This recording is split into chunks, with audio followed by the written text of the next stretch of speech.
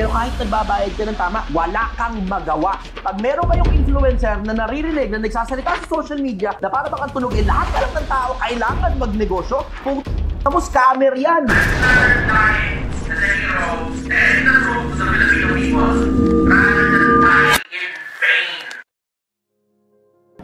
Meron akong good news sa inyo, Pilipinas. Pakinggan ninyo akong mabuti. Alam niyo sa mahabang panahon, hindi ko rin alam kung bakit di ako makakuha ng monetization. Bukod dun sa normal na alam ko na talagang may diferensya talaga yung bunganga.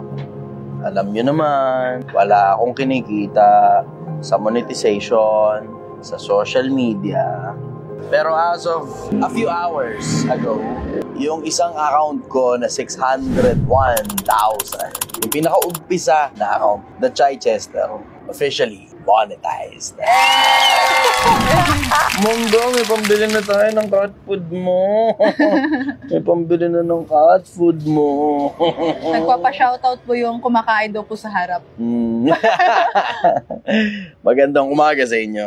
Magandang umaga sa inyo, Pilipinas. Magandang umaga sa iyo, Monggo. Let's go for questions. Bye, Monggo. Pax, paano ka bumabangon kapag nasa darker days ka?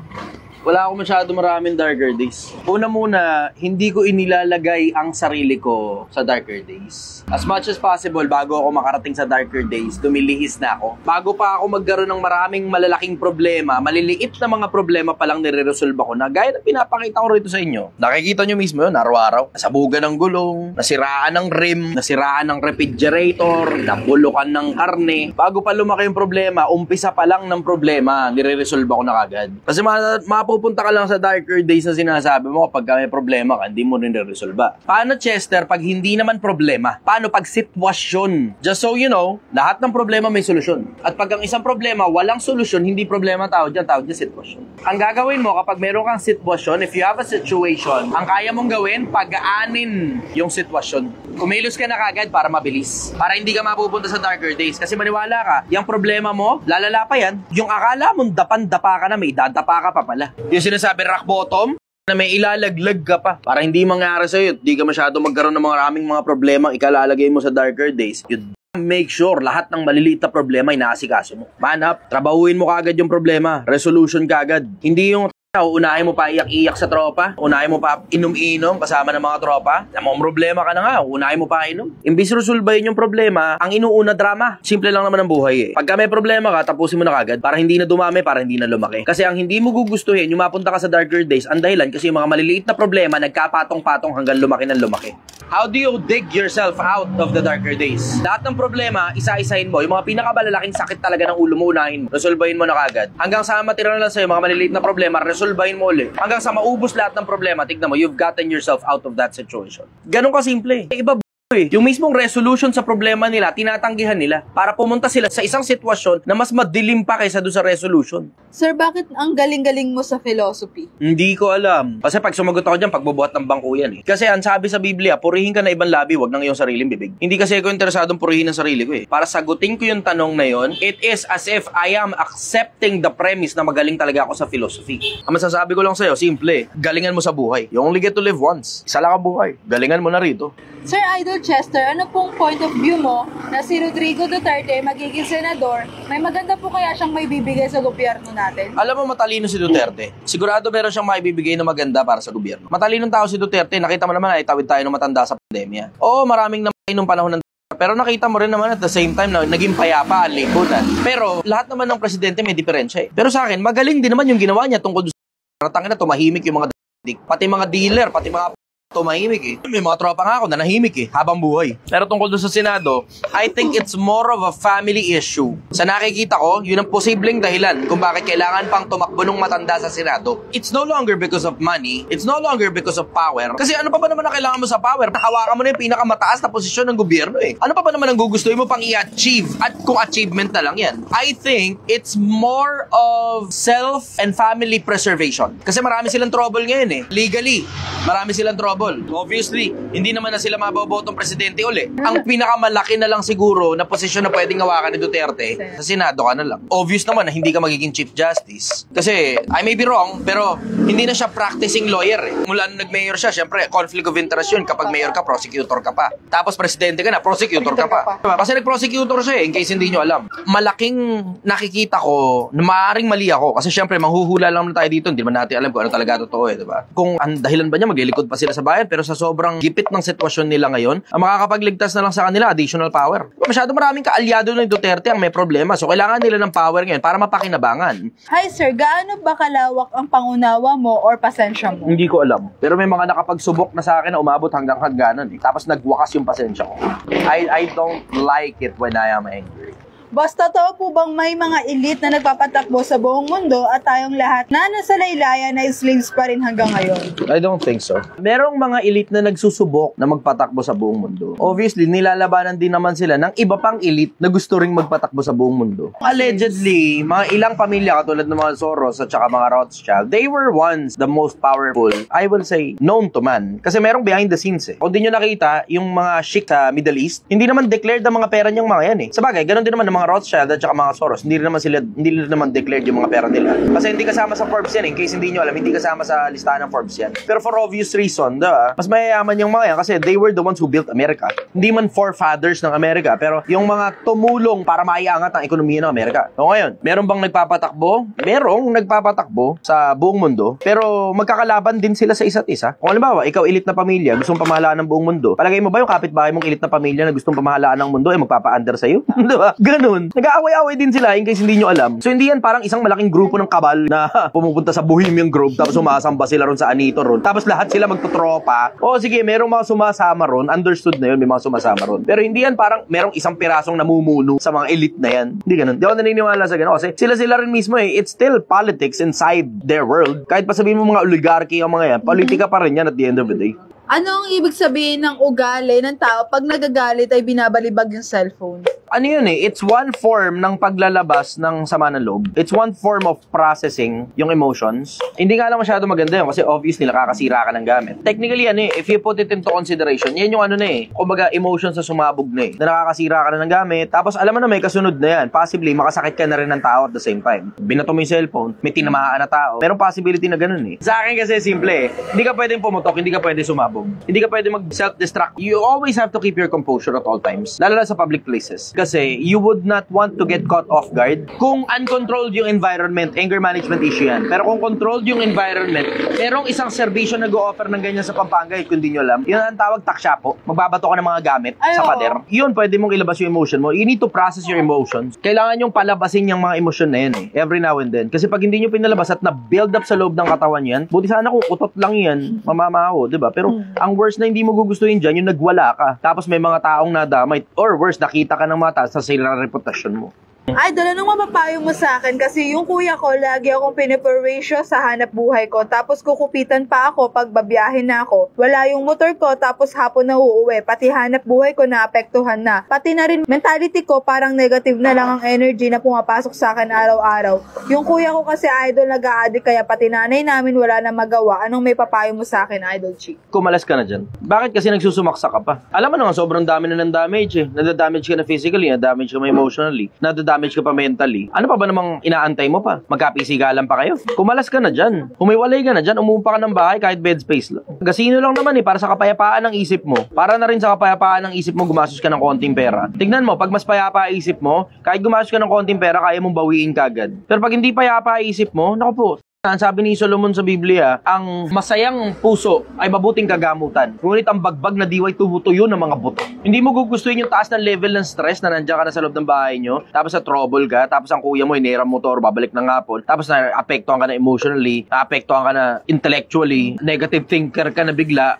Mas maganda pa rin na payapa isip mo. Kung magbabayad ka ng konting pera para sa kapayapaan ng isip, so be it. Mababawasan ka lang naman ng konti, pero mababawi mo rin naman yun, maa-ROI mo rin naman yun. Pero isipin mo ang worst niyan, magkasakit ka dahil dyan. Or worse, magkasakitan kayo. Kung gusto ng nanay nyo na sumama dyan sa ganyang klase ng tao dahil anak niya, mahal na mahal niya, kinukonsente niya, problema na nila yun. Problema na magulang mo yun. Hindi mo naman problema yan eh. O sige, sabihin mo na natin, magkadugo kayo. Pero consider mo rin, ay isang Ilang kayo nanilabasan, ba't biglang obligasyon mo na ngayon yan? Diba? Ganun lang naman yung konsepto eh. Kung ayaw niyang magtino, edi ikaw yung kumalas. Ba't kasi nagsusumaksa ka pa sa taong alam mo namang sakit ng ulo? Bro, naniniwala ka ba na may ibang buhay sa ibang planeta or universe? Meron naman na, confirmed naman. Confirmed naman, bacteria. Yung nasa Europa, yung isa sa mga buwan ng... Basta isa sa mga buwan dyan. Hindi ko maalala kung Uranus ba o Neptune o Jupiter. Pero isa ron sa mga buwan, meron ng confirmed na bacteria. Pero, intelligent life form, wala pa tayong, ganung confirmation. Merong possibility. Kasi sobrang lawak na universe eh, pero bacteria lang. Kasi sa Europa, in case hindi nyo alam, yung Jupiter's moon, merong tubig dyan. Nga lang, under glacier, under ice. Yun, confirmed din. Confirmed na ng science, nabasa ko, na meron talagang bacteria life form dyan. Pero intelligent life form, wala pa tayong makita hanggang ngayon eh. What time ka nag-open, brother? Baka pumunta ako dyan. Alas 6 hanggang alas 3 na madaling araw. Minsan late kami ng kapiraso, minsan alas 7 na. Dito lang naman kami. Lagi naman kami magbubukas eh. Kasi mag-aabiso naman ako pag hindi kami magbubukas. Ahead of time nag-aabiso ako pag hindi kami magbubukas. Wala pa yatang 6 na beses tayong sarado eh, no? Sa loob ng mahigit 2 buwan, 64 nights na tayo ngayon, ano? Wala pang kaming 6 na beses na sarado sa loob ng 64 nights. Tapos ang majority pa nun eh, 2 lang kami ni Gail noong mga panahon na kailangan na talaga namin magsara. Kasi may sakit si Gail eh. Ako naman kahit may sakit, pambaligbugan naman yung katawan ko, kaya ko pa rin kumilos eh. Yan ang sinasabi ko. Ginagawa ko na kagad ng paraan. Kapag halimbawa, pakaramdam ko, magkakasakit ako, pineapple juice na kagad. Vitamin C na kagad. Kung tumuloy man, at least medyo mabilis yung paggaling. Dapat kabisado mo na katawan mo by now. Dapat aralin mo sarili mong katawan. Kabisaduhin mo kung saan ka magaling, saan ka hindi magaling. Isip mo, nasaan ba ang boundary ng isip mo, yung limitation ng physical being mo, hanggang saan lang ba. Dapat kabisaduhin mo na yun. Lalo na emotion, sobrang importante. Kailan ka ba natitrigger? Kailan ka umiibig? Ano mga gusto mo? Ano yung nakakapagpainis sa'yo? Dapat alam mo na lahat yun. Lalo na kapag tumutungtong ka na ng 30 anyos, dapat kabisado mo na ang sarili mo. Ang tawag doon, self-awareness. Kailangan aware ka sa sarili mo, kilala mo ang sarili mo. Alam mo dapat ang limitations mo, alam mo dapat ang boundaries mo. Para di ka napapasubo ng sablay. Kaya rin ba matutunan yan ng mga kabataan ngayon, yung pag-handle ng emotion? Naalala ko, meron ako mga bagay na nakukuha noong mga panahong kabataan ko, pero it doesn't necessarily follow kabisado ko kagad. Kasi it takes some getting used to. Una muna, you have to be aware na yung emotions mo, it will control you if you let it. At maraming mga taong pinababayaan lang nila emosyon nila na kontrolin sila. Hindi nila kinokontrol yung emosyon nila eh. Kailangan mo ring maintindihan at kailangan tanggap mo yung konsepto na pwede kang maging in charge ng emosyon mo. Na ikaw mismo ang nagde-deploy ng sarili mong emosyon. Sabi nila, ang puso daw ikaw hindi natuturuan. Talaga ba? Sabi lang ng mga yan. Kasi mga hayop nga sa gubat, napapaamo ng tao eh. Sarili mo, hindi mo kayang paamuhin.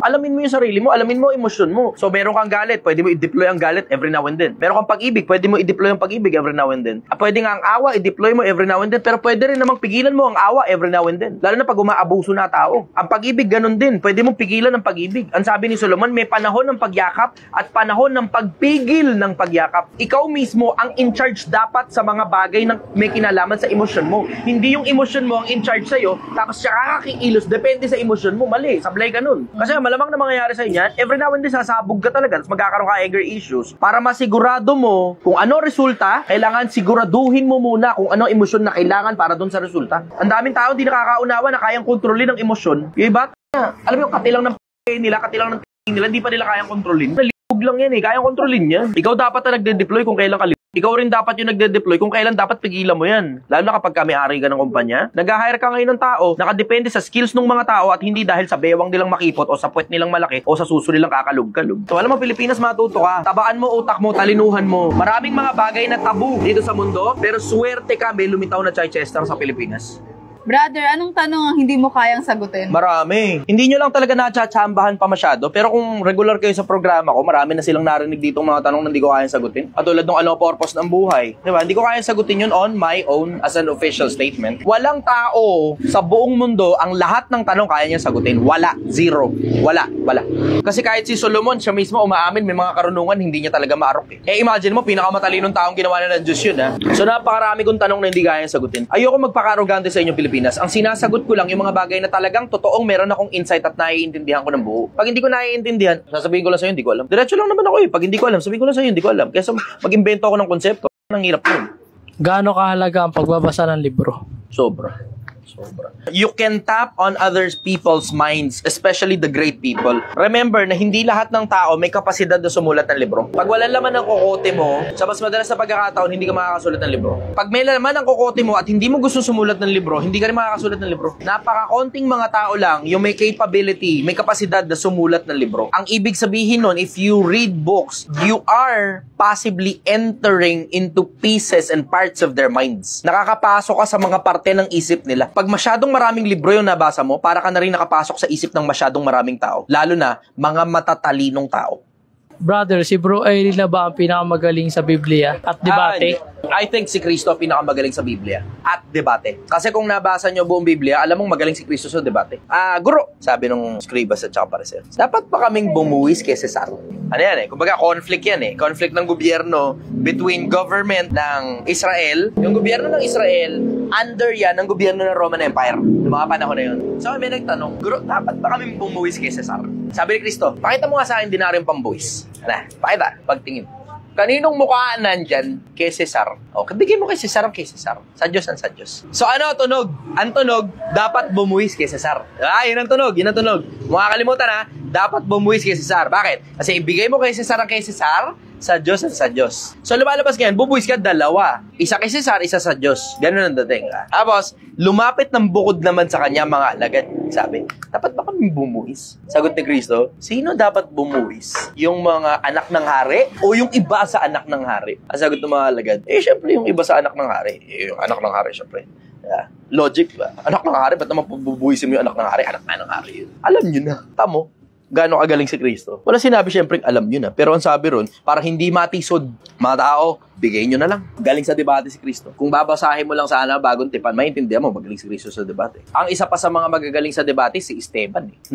Pa yun sa pakikipagdebate. Ganun siya kagaling. Imagine mo, para mapikon mo yung mga taong kalaban mo sa debate na maging brutal sa'yo. Dahil lang sa usapan. Tapos usapan pa tungkol sa Diyos. Mahalaga sa paningin ng Panginoong kamatayan ng mga banal. Siyempre, alam ni Esteban yun. So, okay lang sa kanya, mapatay siya dun. Okay lang sa kanya. Parang ako, okay lang sa akin, mapatay ako rito eh. Bakit? Kasi mahalaga sa Panginoon ang kamatayan ng kanyang mga banal. Ayoko naman sabihin banal ako. Pero at least at the very minimal, yung ipinakikipaglabang ko maalala nyo sana ang Diyos, di ba? Tungkol dun sa si Brother Eli ba, pinakamagaling na debatista, palagay ko si Kristo. Palagay ko si Esteban. Kasi si Brother Eli natural causes. Pero si Esteban, yun ang malupit. Yun ang legacy. Napatay dahil sa debate. Pag nanalo si Diwata, dadagdag problema po ba? Agree ka ba, Idol? Oo, dadagdag problema. Dadagdag lang yung corrupt. Alam naman niyang wala siyang malay sa politika. Ba't tatakbo ka? Ano ngayon ang gagawin mo dun? Eto pa, ang track record, ang kinasanayan ni Diwata, tumanggap ng tumanggap. Tumanggap ng tumanggap ng pera. Tumanggap ng tumanggap ng pera. Yun ang kinasanayan niya. Oo, may sarili siyang hanap buhay. Pero nasanay na siya sa konseptong tanggap ng pera. At saka alam rin naman niyang wala siyang malay sa politika. Alam niya rin na siya mismo manlalabag sa batas minsan panahon nung nagsisimula yung Diwata Pares niya. Alam niya rin naman wala siyang malay sa paggawa ng batas. Alam niya rin na pang fourth siya sa upuan. Alam niya yun. So, ikaw ang magsabi ngayon, palagay mo ba magiging asset yan o magiging liability lang yan? Ikaw na magsabi. Pero ito sigurado ko, hindi siya mauupo. Sigurado ko rin, hindi siya mauupo. Bakit? Kasi ang madalas na pagkakataon, 1 and 2 lang. Kaya tatanong mo, gano'n ka kasigurado? Mga 99%. There's that 1% chance na 4 na upuan yung ibigay sa kanila. Kasi malakas talaga yung propaganda kay Diwata. Pinopondohan talaga siya. Hindi nyo nakikita, may mga maliliit na vlogger na nagpo-post ng picture ng Diwata. Palagay mo ba hindi nabayaran yung mga yon para i-post si Diwata? Palagay mo ba out of their free will, palagay mo ba magpo-post sila ng tungkol kay Diwata? Alam mong bayad ngayon yung mga tao na yun. Nakikita ko yun, daming dumadaan sa newsfeed ko, puro si Diwata, kahit ano pa sabihin sa'yo ng mga tao, mabuting tao ka pa rin, ha? Tapos tinignan ko yung mga page tungkol sa personal ng tao. Wala kinalaman sa politika. So kaya alam mo na, bayad itong mga tao na to. Maaaring may nag-handle dyan sa mga influencer na yan. Tapos yung nag-handle na yun, sige, tagda 5,000, bibigyan ko kayo. 2,000, bibigyan ko kayo. Yun ang possibility nun. Dati, nagbabayad pa ng boto. Ngayon, it sounds to me like nagbabayad na sila ng influencer. Kasi ako rin may nag-offer din sa akin na maging front din ng party list. Meron nag-offer sa akin, malaki pera. Malaki pa dun sa ibinigay ni Rosmar. Kasi ang binigay ni Rosmar, kay Diwata, donation sa kanya, 1 million. Wala kinalaman sa politika yun, ha? Pero mas malaki pa dun yung offer sa akin. Ang laki masyado. Wala akong choice, Alam mo yung option mo lang, dalawa. Either tanggapin mo yung pera o taka. Pinili ko taka ako. Ganun ko nakita kasi sobrang laki ng pera. Milyon, ang daming milyon. Tapos sa offer pa sa akin, lilinisin yung page ko. Monetize ka agad. Wala kinalaman yun doon sa Chichester. Promise ko sa inyo. Wala ko ipopromote na kahit sinong politiko dyan. Na-monetize lang talaga yun. Kasi nung sinabi niya na lilinisin, papamonetize, chinek ko agad yung page. Pag-check ko nung page, monetize na pala yung isa ko. Yung The Chichester, yung lumang-luma at 600,000 followers. Monetize na pala. Ang offer sa akin, lahat ng Facebook pages ko, tatlo lang naman yung Facebook pages ko Lilinisin daw lahat yun. Yun ang offer, mamomonetize ako, tapos ang daming milyon. Ang nag-offer sa akin, isang party list. Ang gagawin nila, parang katulad nung kay Diwata, yung din offer pang-apat na position. Sino ka ako yung una at saka pangalawa? Malalaman mo na lang pag umuo ka. Yun ang sabi sa akin, malalaman mo na lang pag umuo ka. Ayoko. Option ko lang, dalawa. Either tanggapin ko yung pera o ako. Pinili kong ako. Okay lang sa akin maging mabuting pangalan, maiging piliin kaysa malaking gayaman. Paano ka nag-transition from BPO to business owner? Hindi agad-agad yun. Matagal na ako may-ari ng sarili kong mga hanap buhay nung mga panahong na empleyado pa ako. Hindi yun parang biglaan na lang, biglang transition kagad, nag-resign kagad dahil may pera na. Hindi agad-agad yun. Hindi nyo alam, I work 16 hours a day nung mga panahon na nasa BPO ako. Merong isang oras doon, lunch kung tawagin nila, hindi bayad yun. Tapos 15 minutes break. Tapos sa mga 15 minutes break na yun, nag-aaral ako. Tapos yung sa lunch na yun, nag-aaral din ako. Habang kumakain ako, nagbabasa ako ng mga articles at mga libro, maraming iba't ibang mga bagay. Tapos pagkatapos ng shift ko, minsan nag-i-stay pa ako, OTY. Yung iba tutol na tutol sa OTY Pero ako, personal preference ko kasi yun. Ako mismo, si The Chichester, personal preference ko. Nung mga panahon na empleyado ako mismo ang nag-o-OTY. Hindi na ako kailangan pilitin pa ng boss ko. Wala kailangan pumilit sa akin. Magi-stay up late ako. Hindi naman para gawin yung extrang trabaho ko, hindi ganun. Kundi para mag-aral ko paano nila minamaneho kumpanya. I keep a close eye dun sa mga detalye na mga bagay na hindi mo mapapansin during your working shift. Pagkatapos nung shift na yun, then malaya ka, pwede ka mag-stay doon sa production area para malaman mo, matanong mo ngayon yung mga supervisor, mga manager, vice president, makipagkwentuhan sa mga taong nakapaligid, sa mga quality analyst, at sa mga taong nakapaligid na may posisyon, kung paano nila ginagawa yung posisyon nila. Para pag nag-apply ka doon sa posisyon nila, alam mo kung paano ginagawa yung trabaho. Hindi ka nangangapa. Kasi ang pinaka-paborito sa corporate, eto, bigyan ko na kayo isang malupit na tip. Pag alam mo na yung gagawin mo bago ka pa nila i-promote, even better, kung ipinapagawa na sa'yo yung mismong trabaho, pero hindi pa yun yung trabaho ko. Hindi ko nakakalimutan yung panahon na ahente pa ako. Hindi ko nakakalimutan yung panahon na nag-subject matter expert ako. Tapos hindi ko nakakalimutan yung panahon na habang subject matter expert ako na hindi pa ako pinopromote as supervisor. Hindi ko nakakalimutan yung panahon na ako ang gumagawa ng start of day report at end of day report ng supervisor ko. Hindi ko nakakalimutan yun. Ako gumagawa ng trabaho ng boss ko. Tapos binabayaran ba ako para sa trabaho ng boss ko? Hindi. Ginagawa ko yun after hours.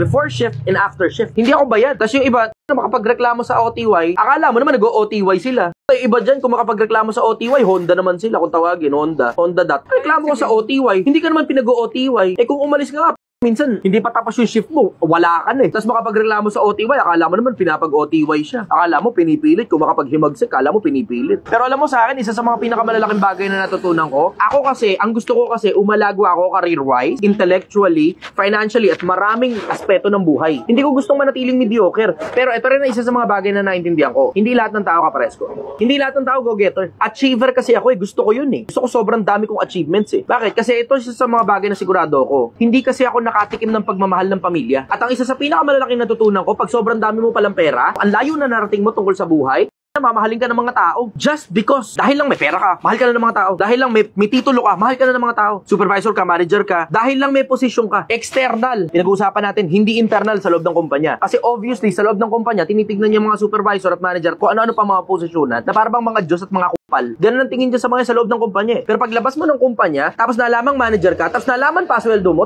na mahal ka na kagad ng tao, hindi ka pa nila kilala. Isa sa mga pinakamalalaking bagay na natutunan ko sa corporate, tinatanong mo kung paano ako nag-transition, dun muna ako sa loob. Empleyado pa ako, ang utak ko pang negosyante na. Alam ko kung paano minamaneho yung mismong kumpanyang pinanggalingan ko. Na hindi ako nabigyan ng mga pagkakataon na manihuhin yun, yung mga kumpanya na pinanggalingan ko. Pero, kung sakali man, nabibigyan ako ng pagkakataon nung mga panahon na yon, ang surefire na sigurado ko sa'yo, hindi lulubog yun. Sigurado ako ron. Bakit? Kasi natuto ako galing sa mga nagmamaneho na mismo. Isipin mo yung konsepto, halimbawa, na ngayon barker ka ng jeep, pinagkatiwalaan ka ng jeepney driver na ikaw yung regular na barker niya, nakatabi niya lagi araw-araw. Pag nakita mo kung paano niya ginagawa yun, isang taon, ang kulang na lang sa application. Kasi nakita mo na kung kailan siya tumatapak Nakita mo na rin kung kailan siya pumipihit. Yung mga anggulo ng pagpihit niya, cambio niyan, makikita mo yung paligid Tapos kung kailan siya tumatanggap ng bayad, habang kumakambyo yung paa niya, habang pumipihit siya ng manibela, tumatanggap siya ng bayad, nakikita mo yun, eksakto. Ang kulang na lang sa'yo, application, na hindi ka magiging kasing galing nung actual na driver na yon, pero alam mo na yung basic principles. Ganon yung konsepto. Yun ngayon yung naging transition ko. Kaya nung ako na yung nagmamaneho ng sarili kong hanap buhay, hindi masyadong mahirap yung transition. Bakit? I have money. Tapos I also have the knowledge. Meron na ako nung karunungan, na i-apply ko pa yung mga karunungan na yon dun sa mga ibang pagkakataon kasi napagkatiwalaan din ako ng ibang mga posisyon. Yun ang swerte ko. Napagkatiwalaan ako ng mga posisyon. Mga posisyon. Ulitin ko, mga posisyon. Pero meron din naman akong mga pagkakataon na natanggal din naman ako. Isa sa mga pinakamalalaking bagay na tutunan tungkol sa pagnenegosyo, hindi ka dapat tumalon sa pagnenegosyo mula sa pagiging empleyado nang hindi mo alam ang ginagawa mo. Dapat smooth ang transition. Kasi pag naipit ka sa pera, babalik ka na naman, sampal na naman sa mukha mo, babalik ka na naman sa pagka-empleyado. Sampal sa mukha mo yun. Yung ibang akala nila makaipon lang sila ng pera, may pampuhunan lang, akala nila kaya na nila magnegosyo. Paglipas na ilang panahon, makasampal ng merkado, balik ka uli sa pagka-empleyado. Nag-ipon ka na naman, akala mo pera na naman ang kailangan, pampuhunan naman ulit, nasampal ka na naman ng merkado, o ngayon, balik ka na naman sa pag-empleyado. Ito, worse. Dahil hindi ka talaga makatransition ng matino, nag-sign up ka doon sa mga courses ng mga wala kayong kamalay-malay, yung ibang mga courses dyan, wala talaga silang negosyo. Yung course na mismo, yung negosyo nila. Yung mismong course, yun ang produkto. Tapos ang ginagawa nila, para magkaroon ng proof of concept, yung mga tao, ini-interview nila. Syempre, pag nakatutok na sa'yo camera, alam ka naman magsalita ka ng hindi maganda. Tapos kung may magsalita man ng hindi maganda tungkol dun sa course, alam ka naman isama nila yun dun. So syempre, lahat talaga na maririnig mong patotoo ng mga taong nag-sign up dun sa course, totoo talaga para sa kanila. Alam mo, Pilipinas, matuto ka. Hindi automatic na dahil lang may pampuhunan ka, pwede ka na magnegosyo. It takes emotional fortitude. Pag negosyante ka, matibay dapat ang dibdib mo. Mayat-maya, tinato ka ng mga tao mo. Mayat-maya, inuul ka ng mga empleyado mo. Mayat-maya, nire-resignan ka, ina-absenan ka, mayat-maya, late, mayat-maya, hindi mo sila maasahan. Pero kahit nagbabayad ka ng tama, wala kang magawa. Ito pa pinakamabigat. Kinukupal ka na ng mga tao mo, sinasampal ka pa ng merkado dahil walang gustong bumili ng produkto mo. Kaya mo yan? Kung kaya mo, pera na lang siguro kulang sa'yo. Pero hindi dahil may pera ka, uusad ka kagad sa negosyo. Uulitin ko, hindi dahil may pera ka, uusad ka na kagad sa negosyo. It takes so much emotional and intellectual fortitude para makausad ka sa pagnenegosyo at makatransition ka. Uulitin ko lang ulit yung sinabi ko, hindi lahat ng tao pang negosyo. Pag meron kayong influencer na naririnig, na nagsasalita sa social media, na para bang ang tunog, lahat na lang ng tao kailangan magnegosyo, scammer yan. May binebenta yan sa'yo. Ang gusto niyan, magpanggap kang negosyante para bilhin mo yung kung ano man yung binebenta niya sa'yo, tapos nasa kanya na yung pera mo, tapos ikaw mukhang gago.